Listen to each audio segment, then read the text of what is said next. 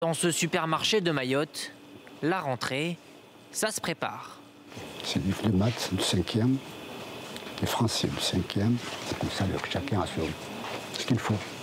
Près de 2 mois après le passage du cyclone Chido, les 118 000 élèves de l'île devraient peu à peu retrouver les bancs de l'école. J'ai hâte d'aller à l'école.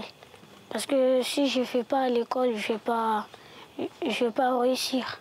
Oui, je vais rester à la maison tout le temps. Puis si je ne vais pas à l'école, je vais devenir délinquant. Comme ça.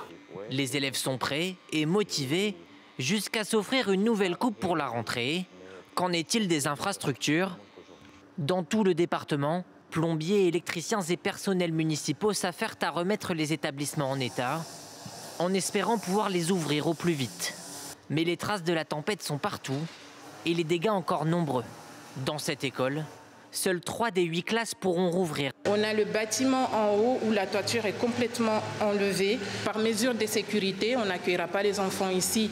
Il y a l'infiltration d'eau, mais également sur les fenêtres où les baies vitrées sont désolidarisées du mur et les vitres cassées.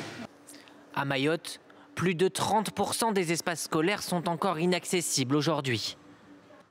En attendant un retour à la normale, il va falloir s'adapter. Donc on va organiser des rotations, du tutorat, de l'accompagnement, de l'adaptation des examens et puis beaucoup de ressources numériques et une réorganisation des équipes pédagogiques pour venir en soutien et accompagner chaque élève. Des conditions jugées insuffisantes pour certains enseignants. Plusieurs centaines d'entre eux ont décidé de se mettre en grève pour réclamer des moyens supplémentaires afin d'assurer la rentrée. Bonjour Christophe.